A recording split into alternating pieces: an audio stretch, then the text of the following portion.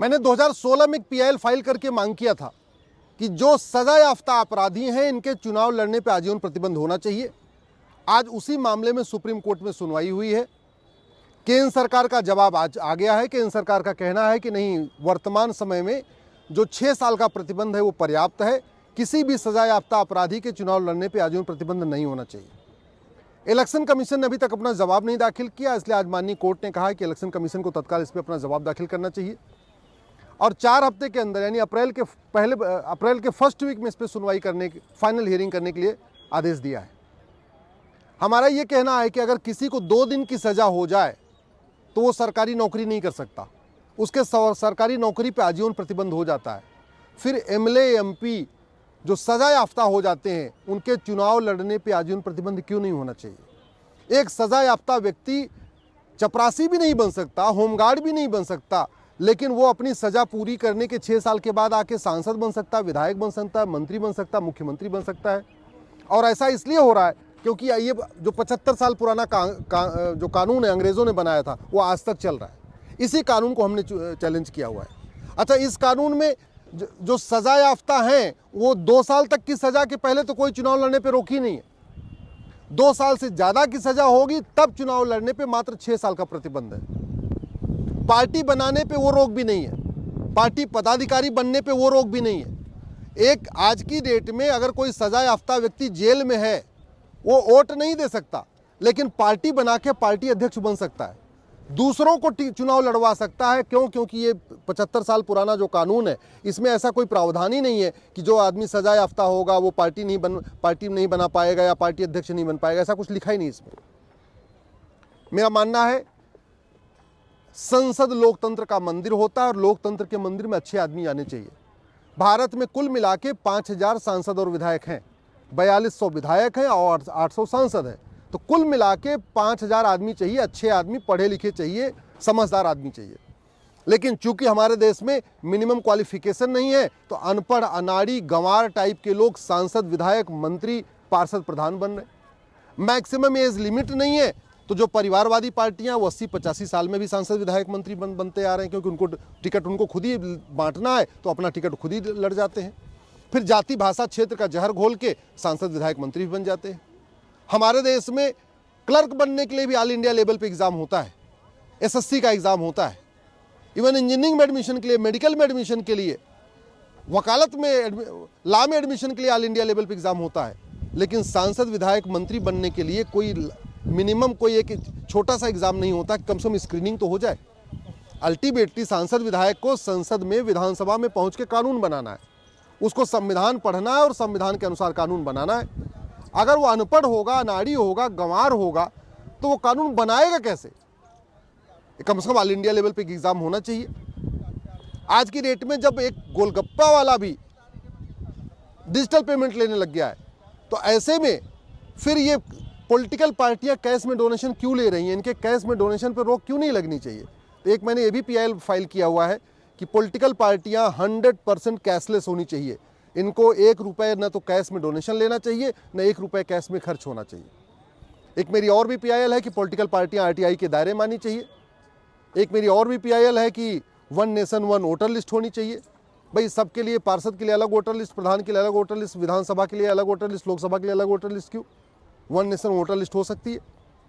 आज की डेट में हर साल नई नई वोटर लिस्ट बनती रहती है। तो बेचारे जो अध्यापक हैं, जो सरकारी कर्मचारी हैं, वो हर साल जो है वो अपना काम कम करते हैं, वोटर लिस्ट ज़्यादा बनाते रहते हैं।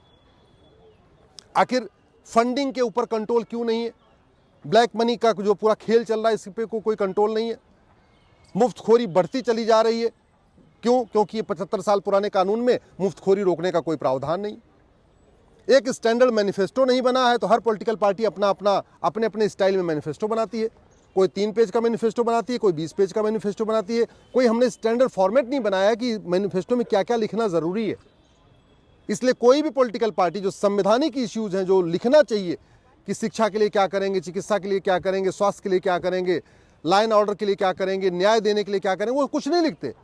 बस सब मुफ्त का वादा करती हैं और चुनाव जीत लेती हैं। इसलिए एक मेरी पीआईएल ये भी है कि स्टैंडर्ड एक मैनिफेस्टो होना चाहिए, फ्रीबीज को डिफाइन करना चाहिए और फ्रीबीज को कंट्रोल करने का प्रावधान होना चाहिए। मेरा मानना है कि जितने अभी तक रिपोर्ट बनी इलेक्शन कमीशन पे, इलेक्शन रिफॉर्म के लिए, वो कोई भी रिपोर्ट आज तक पार्लियामेंट में टेबल पर नहीं हुई। दुनिया का सबसे बेहतरीन जो जुडिशियल कमीशन था, जिसमें 11 लोग थे, जिसमें 4 तो जजेस थे, जस्टिस सरकारिया थे, जस्टिस जीवन रेड्डी थे, जस्टिस पुनैया थे, जस्टिस वेंकटचलैया थे, 2 अटॉर्नी जनरल, सोली सोराब जी थे, के परासरन साहब थे, सुभाष कश्यप था, पी ए संगमा साहब थे। उस कमीशन ने इतना शानदार एक अपनी रिपोर्ट दिया था सन 2002 में, आज तक वो पार्लियामेंट में टेबल नहीं हुई। ला कमीशन ने कई सुझाव दिए इलेक्शन रिफॉर्म के लिए, वो रिपोर्ट पार्लियामेंट में टेबल नहीं हुई। इलेक्शन कमीशन बार बार कह रहा है, वो रिपोर्ट पार्लियामेंट में टेबल नहीं हुई।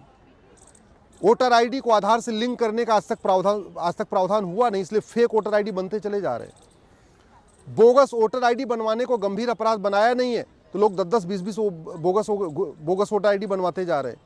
मेरा मानना है ये जो रिप्रेजेंटेशन ऑफ पीपल एक्ट है, जो 75 साल पुराना है, अब समय आ गया इसको खत्म किया जाए। एक नई भारतीय चुनाव संहिता बनाई जाए। नई भारतीय चुनाव संहिता में चुनाव लड़ने के लिए मिनिमम क्वालिफिकेशन भी होनी चाहिए, चुनाव लड़ने के लिए मैक्सिमम एज लिमिट भी होनी चाहिए, चुनाव लड़ने के लिए ऑल इंडिया लेवल पे एक मिनिमम एक एग्ज़ाम होना चाहिए, जिससे कम से कम अनपढ़ अनाड़ी गंवार टाइप के लोग पार्षद प्रधान न बन पाएँ, सांसद विधायक न बन पाए। जो नई भारतीय न्याय संहिता, भारतीय चुनाव संहिता बननी चाहिए, इसमें एक व्यक्ति को 2 जगह से चुनाव लड़ने पे भी रोक लगनी चाहिए। भाई, जब एक आदमी 2 जगह से वोट नहीं दे सकता तो 2 जगह से चुनाव कैसे लड़ सकता है, इस पर भी रोक होनी चाहिए। नई भारतीय चुनाव संहिता में बना के इसमें सुनिश्चित करना चाहिए कि जिन लोगों के खिलाफ गंभीर मामलों में चार्जेस फ्रेम हो गए, इनके चुनाव लड़ने पर रोक लगे।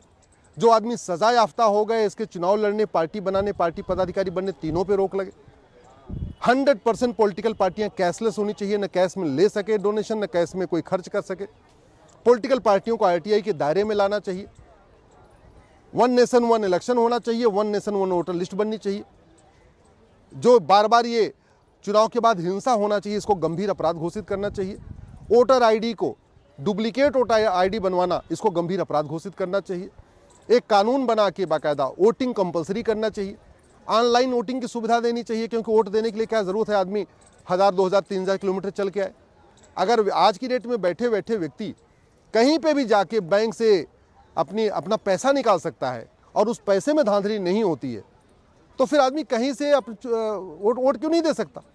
पूरे देश में जो पोस्ट ऑफिस है, इनके पास कोई काम नहीं, क्यों नहीं हम इस पोस्ट ऑफिस को नोडल सेंटर बना देते हैं।